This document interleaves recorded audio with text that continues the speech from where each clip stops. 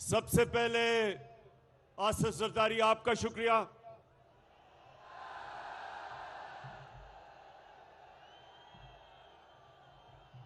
उसके बाद जिसकी कीमत नीचे आ गई है डीजल, उसका शुक्रिया।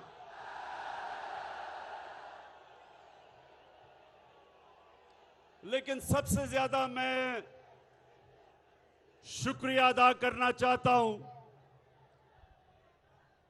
जो पाकिस्तान का जूते पॉलिश करने वाला एक्सपर्ट, जूता देखता तो पॉलिश शुरू कर देता है, वो है मकसूद चपड़ासी वाला शहबाज शरीफ। मैं इन तीन का आज इसलिए शुक्रिया अदा करता हूं कि इन्होंने, इनकी शक्लें देख के लोगों को इतना खौफ आया कि ये फिर से वापस ना आ जाएं कि अल्लाह ने सारों के दिल मेरी तरफ मोड़ दिए। मैं आपका बहुत बहुत शुक्रिया अदा करता हूं।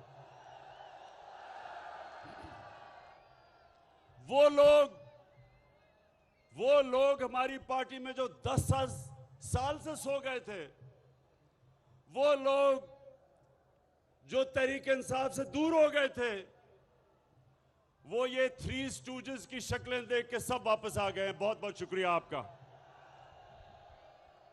लेकिन मेरे पाकिस्तानियों, कमालिया के बाशऊर लोगों, मेरा आज का यहां आने का सबसे बड़ा एक मकसद है,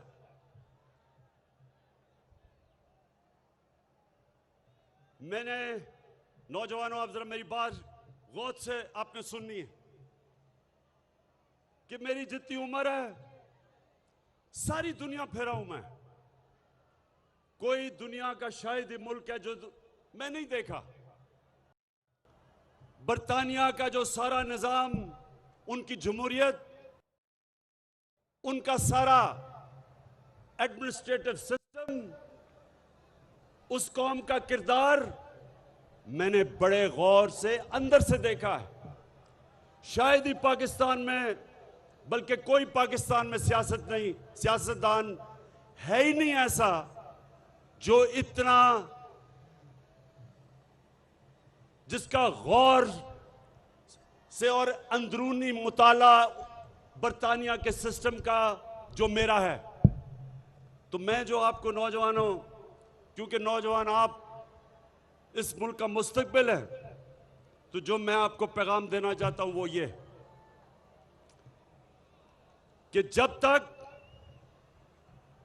एक कौम अच्छे की और बुरे की तमीज नहीं करती,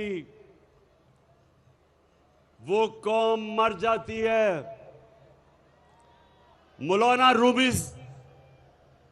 रूमी से किसी ने पूछा कि मौलाना साहब एक कौम कैसे मरती है, तो मौलाना रूमी ने कहा कि 2 दरख्तों की मिसाल दी। एक बहुत खूबसूरत दरख्त, खुशबूदार, और एक बड़ा बदसूरत दरख्त। कहता इन दोनों दरख्तों के अंदर जब एक कौम फर्क करना खत्म हो जाता है, यानी कि अच्छे और बुरे की कौम तमीज खत्म करती है, मर जाती है। जो वो माशरा मैंने अंदर से देखा है, नौजवानों, जो माशरा मैंने देखा है, अल्लाह का हुक्म है कुरान में, बार बार अल्लाह ने हुक्म दिया कुरान में, अमर बिल मारूफ। उसका हुक्म यह है कौम को, हुकूमत को नहीं। हुकूमत को उसने कहा कि कानून की बालादस्ती कायम करो, इंसाफ दो, फलाई रियासत बनाओ, इंसानियत का निजाम लेके आओ, जो आपका कमजोर तबका उसकी मदद करो। लेकिन अवाम को अल्लाह ने हुक्म दिया है कि तुम अच्छाई के साथ खड़े हो और बुराई के खिलाफ जहाद लड़ो। अल्लाह ने इंसानों को ये ये सुने नौजवानों, जब आप अच्छाई देखते हैं, बुराई देखते हैं माशरे में,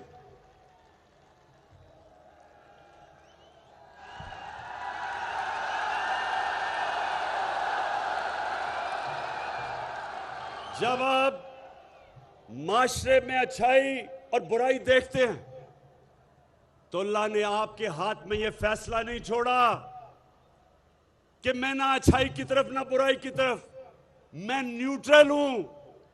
न्यूट्रल का उसने फैसला इंसान को नहीं दिया, या आप इधर हैं या उधर हैं। जब आप ये देखते हैं कि इस मुल्क के वो सबसे बड़े चोर जो 30 साल से इस मुल्क को लूट रहे हैं, जिनके ऊपर नैब में केसेस हैं,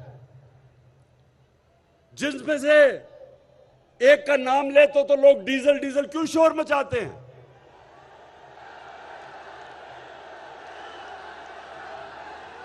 लोग इसलिए शोर मचाते हैं कि सियासत करते हो इस्लाम के नाम पे और अपना जमीर बेचते हो डीजल के परमिट के ऊपर। दूसरी तरफ इस मुल्क की बड़ी बीमारी जरदारी, अरबों रुपए के इसके ऊपर नैब में केसेस हैं। और कौन से केसेस हैं? फेक अकाउंट्स के, जाली अकाउंट्स, इन्होंने चोरी का पैसा जाली अकाउंट्स में डाल के बाहर भेजा। अरबों रुपए के केसेस पड़े हुए हैं नैब में। और तीसरा, चेरी ब्लॉसम्स। आपको पता है चेरी ब्लॉसम ज्यादा जूता ज्यादा चमकता है उससे, तो चेरी ब्लॉसम शरीफ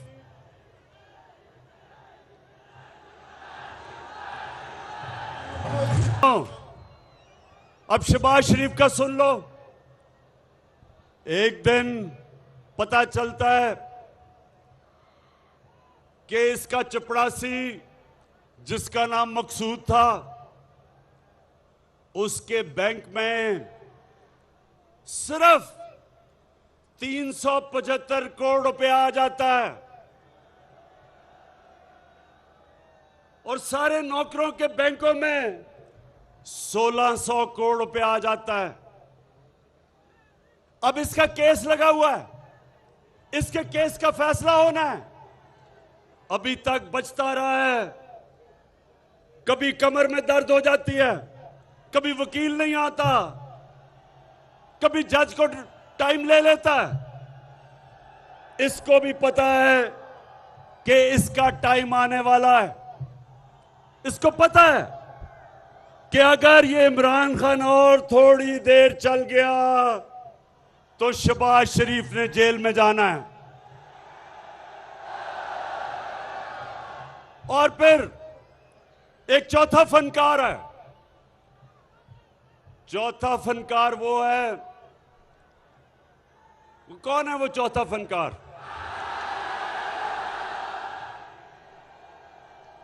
लंदन में बैठा हुआ है।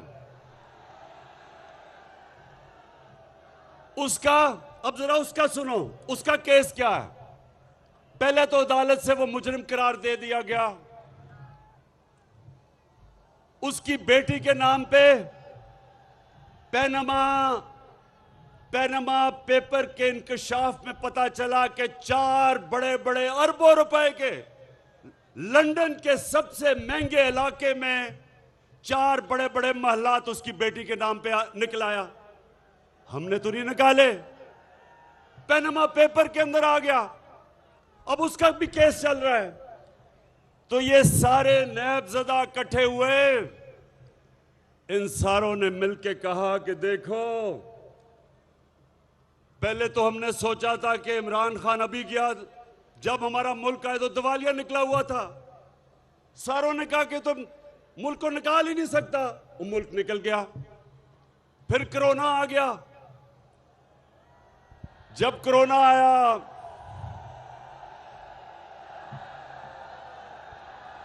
कमालिया माशाल्लाह, बड़ा शऊर है आप में नौजवानों, बड़ा शऊर है। शहबाज शरीफ उस वक्त लंदन में बैठा हुआ था, बेटे को इसने बाहर भिजवा दिया था, दामाद को बाहर भिजवा दिया था, नवाज शरीफ के बेटे बाहर बैठे थे, इसहाक डार बाहर बैठा था, उनके बेटे बाहर बैठे थे, सब लंदन में बैठे थे। इस तरह लगता है कि ये ग्वाल मंडी में नहीं पैदा हुए, ये सारे लंदन में मलकाए क्वीन उसके घर में पैदा हुए हैं सारे। ये इसहाक डार माशाल्लाह बड़े मेहनत कश थे, उनके वालिद साइकिलों की दुकान थी। आज अगर आप उसका रहन सहन देखें और उसके बच्चों का, तो आपको पता चलेगा कि कितना पैसा इस मुल्क का ये लूट के बाहर लेके गए हैं। तो ये सारे इन्होंने मिलकर फैसला किया कि एक ही तरीका है, इमरान खान की हुकूमत गिराओ, इक्तदार में आओ, और सबसे पहला काम ये क्या करेंगे? क्या बैठे हैं, क्या काम करेंगे?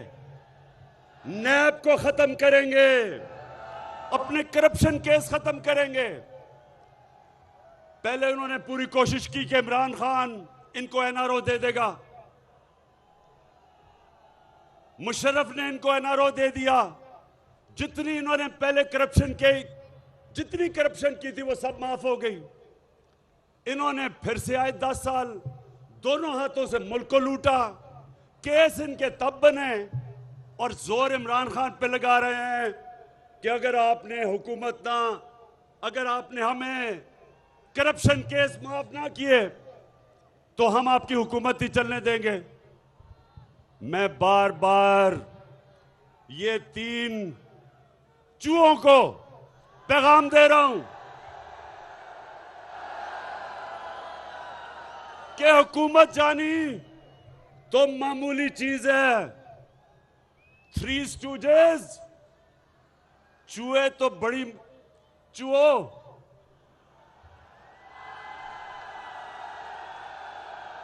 हुकूमत जानी तो मामूली चीज है। मेरी जान भी चली जाए तुम्हें मैं कभी नहीं छोड़ूंगा।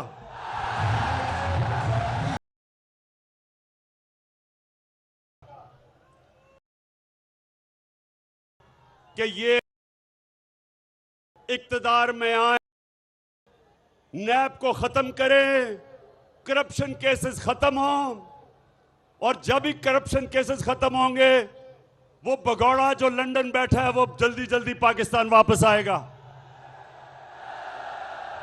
और वो वापस आके क्या करेगा? वो सबसे, ये सुन लो मेरी कौम, इसने करना क्या आके, ये नंबर 1 चीज क्या करेगा आके? ये आते साथ ही पहले इलेक्शन कमीशन तो इसके कंट्रोल में है, अखबारों के अंदर पैसा चलाएगा, लिफाफा सहाफत इसने शुरू की थी जब ये पहली दफा चीफ मिनिस्टर बना। इसने मीडिया को पैसा चलाना है, इलेक्शन कमीशन पहले इसके साथ है, इसने उसके बाद सुन लो ये उसके बाद ये पाकिस्तान की अदलिया के ऊपर हमला करेगा, क्योंकि जो करप्ट आदमी होता है वो कभी आजाद अदलिया को चलने नहीं देगा। ये वाहिद जमहूरियत के अंदर ये पहली दफा हुआ होगा कि डंडों से इन्होंने सुप्रीम कोर्ट के ऊपर हमला किया और सज्जाद अली शाह को भगाया और फिर ब्रीफ केस दिए जजेस को। इसकी पुरानी आदत, ये सुने जरा, मैं नौजवानों आपको बताऊं, क्योंकि मैं तो नवाज शरीफ को तब जानता था जब बेचारा पूरी कोशिश कर रहा था क्रिकेट खेलने की, और जब क्रिकेट भी खेलता था मैं, और ये सब पता चलवा लें आप, ये जमखाना में क्रिकेट खेलता था, क्रिकेट भी खेलता था अपने अंपायर खड़े करके। एक अंपायर चीफ सेक्रेटरी होता था, दूसरा अंपायर लाहौर का कमिश्नर होता था। और उधर भी रोंदी मारता था, आउट हो जाता था, अंपायर नॉट आउट दे देते थे। ये कभी कोई मैच अंपायर को मिला के नहीं खेला आज तक। उसके बाद इसने सहाफत पे पैसा चलाया, इसने जजेस खरीदे, इसने लाहौर के एलडीए के प्लॉट्स दे के जजेस को खरीदा, इसने छांगा मांगा की सियासत शुरू की, मेंबर ऑफ पार्लियामेंट की कीमत लगाई, उनको छांगा मांगा के रेस्ट हाउस में बंद किया। इसलिए बंद किया कि दूसरी तरफ भी बोली लग रही थी। यानी भेड़ बकरियों की तरह पहली दफा पाकिस्तान के सियासतदानों ने अपने आप को बेचना शुरू किया। ये नवाज शरीफ ने शुरू किया। तो ये अब आएगा, ये अदलिया के ऊपर हमला करेगा। अभी से ये अदलिया को तकसीम कर रहा है, अभी से सुप्रीम कोर्ट के अंदर जजेस को अपने साथ मिला रहा है। ये कभी आजाद अदलिया को चलने नहीं देगा, क्योंकि इसने अपने केसेस खत्म करने हैं। और फिर ये सुन लो, जो अगला हमला करेगा, इसका अगला हमला होगा पाकिस्तान की फौज के ऊपर। अभी तक जितने भी आर्मी चीफ आए हैं, सबके साथ इसके इख्तलाफात हुए। खुद पहले आर्मी चीफ बनाता है, उससे इख्तलाफ क्यों होता है? अब मुझे बताओ नौजवानों, क्यों इसका आर्मी चीफ के साथ इख्तलाफ होते हैं? इसलिए कि आर्मी के पास जो एजेंसीज हैं, उनको सबसे पहले पता चल जाता है इसकी चोरी का, और ये कंट्रोल करना चाहता है। बाकी इदारे कंट्रोल कर चुका होता है, फौज से इसको डर होता है, फिर इसकी पूरी कोशिश होती है फौज को कंट्रोल करने की। फिर इसका इख्तलाफ होते हैं आर्मी के चीफ के साथ, और फिर ये छुप छुप के पिछले दौर में नरेंद्र मोदी से मिल रहा था। बरकत दत्त अपनी किताब में लिखती है कि नेपाल में जनाब नरेंद्र मोदी और नवाज शरीफ छुप छुप के मिल रहे थे, जैसे कि कोई रोमांस चल रहा है इनके बीच में। और वहां वो लिखती है अपनी किताब में कि छुप के क्यों मिल रहे थे, क्योंकि नवाज शरीफ को अपनी फौज से डर लग रहा था।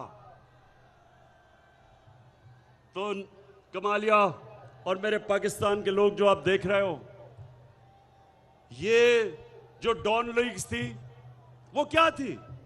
हिंदुस्तान को पैगाम पहुंचा रहे जी कि मैं तो दोस्ती करना चाहता हूं, फौज नहीं मानती। उधर से जरदारी, उसने क्या किया? मेमो गेट क्या था? हुसैन हक्कानी, उसका एम्बेसडर, अमेरिकनों को कहता है कि जनाब आसिफ जरदारी को पाकिस्तानी फौज से बचा लो। ये हैं वो लोग जो अपने पैसे के गुलाम हैं। ये कभी आपके लिए आजाद फॉरेन पॉलिसी नहीं बना सकते। शहबाज शरीफ ने जब कहा कि पहले तो उसने कहा कि जी इमरान खान को यूरोपियन यूनियन के एम्बेसडर्स की तनकीद नहीं करनी चाहिए थी। क्यों नहीं करनी चाहिए थी शहबाज शरीफ? उन्होंने प्रोटोकॉल तोड़ा था। कभी भी एम्बेसडर्स इस तरह की स्टेटमेंट नहीं देते। और दूसरी चीज, जो यूरोपियन यूनियन की काउंसिल का प्रेसिडेंट, उसने मुझे कॉल किया। उसने कहा इमरान खान, हम तुम्हारी मदद चाहते हैं कि रूस की और जो यूक्रेन की लड़ाई है, तुम्हारी तरह के लीडर हम चाहते हैं जो बीच में पड़ के अमन लेके आए। शहबाज शरीफ जूते पॉलिश करने वालों को ये नहीं पूछते, लोग उनकी इज्जत नहीं करते। और फिर शहबाज शरीफ ने कहा एब्सोल्युटली नॉट, इमरान खान को नहीं कहना चाहिए था। बताएं आप, इमरान खान को कहना चाहिए था या नहीं? शहबाज शरीफ एब्सोल्युटली नॉट क्यों कहा था इमरान खान ने? क्योंकि हमने अमेरिका की जंग में शिरकत की, उनको अपने बेसिस दिए। उन्होंने यहां से जब जंग की अफगानिस्तान में, हम शरीक हो गए। 80,000 पाकिस्तानी उन्होंने अपनी जान की कुर्बानी दी। हमारा कबायली इलाका उजड़ गया। कभी पूछे कबायली इलाके के लोगों से कि उनके ऊपर किस किस्म की क़यामत आई। 35 लाख लोगों ने नकल मकानी की उस जंग में हमने जब शिरकत की। उन लोगों से पूछे जिन्होंने नकल मकानी की थी। ज़कात देने वाले एकदम ज़कात लेने वाले बन गए। $100 अरब से ज्यादा मुल्क को नुकसान हुआ। तो शहबाज शरीफ मुझे बताएं क्या मिला पाकिस्तान को? हमने जब उनकी जंग में शिरकत की, क्या मिला पाकिस्तान को? हमें बुरा भला कहा गया, हमें कहा तुम दोगले हो। अफगानिस्तान में जब जंग नहीं जीती गई, पाकिस्तान को जिम्मेदार ठहराया। मैं ये कभी नहीं कहता कि हम किसी से अपने ताल्लुकात खराब करें। मैं कभी नहीं कहता कि हम अमेरिका या यूरोपियन यूनियन से अपने ताल्लुकात खराब करें, बल्कि अच्छे करने चाहिए। लेकिन शहबाज शरीफ, मैं ये कहता हूं कि ताल्लुकात अच्छे करने में और उनके जूते पॉलिश करने में बड़ा फर्क है। आप और आपका बड़ा भाई और आसिफ जरदारी ये हमेशा बाहर की कुव्वतों की गुलामी इसलिए करेंगे कि इनका अरबों रुपया चोरी का मुल्क से बाहर पड़ा है। जिन लोगों का चोरी का पैसा ऑफशोर अकाउंट्स में पड़ा है, बड़े बड़े बाहर की जायदादों में, लंदन में, बाहर के मुल्कों में पड़ा है, वो कभी इस मुल्क की फॉरेन पॉलिसी को एक आजाद फॉरेन पॉलिसी नहीं बनने देंगे। अपनी चोरी किए हुए पैसे की गुलामी करेंगे। इसलिए मेरे पाकिस्तानियों, ये याद रखो, कभी उस पार्टी को वोट ना दो जिस पार्टी के सरबराह का पैसा मुल्क से बाहर पड़ा है। वो कभी इस मुल्क की फॉरेन पॉलिसी को आजाद नहीं होने देगा।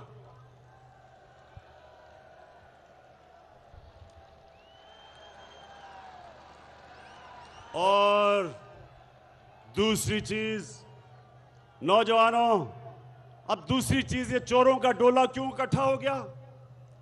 इनको खौफ आ गया कि कोरोना से भी पाकिस्तान सुरखरू होकर निकला, मैशत भी सही रास्ते पर निकल गई। हमारे किसानों के पास कभी भी इतना पैसा नहीं आया जो आज हमारे किसानों के पास आया है। कभी फसलों में इतना पैसा नहीं था, कभी पैदावार इतनी नहीं थी जो हमारे जमाने में। सारे बर्रे सगीर में अभी रिपोर्ट निकली है कि सारे बर्रे सगीर में सबसे कम बेरोजगारी पाकिस्तान में है।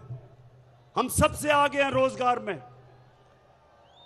और जब महंगाई है, आलमी महंगाई, तो पाकिस्तान अभी भी वो मुल्क है जिधर दुनिया के मुकाबले में हमारी महंगाई कम है। और वो मुल्क है जो अल्लाह का शुक्र है कि वो सही रास्ते पे, record exports, record textile production, record फसलें, रिकॉर्ड टैक्स कलेक्शन, ताकि हम आवाम के ऊपर और पैसा खर्च कर सके। अल्लाह का करम है कि मुल्क सीधे रास्ते पे है। इसलिए इन सारों को था कि जल्दी जल्दी साजिश करके मुल्क को, हुकूमत को गिराया जाए। मैं कल 27 तारीख को मैं सारे अपने पाकिस्तानियों को आज पैगाम देता हूं कि आपने सबने इस्लामाबाद पहुंचना है।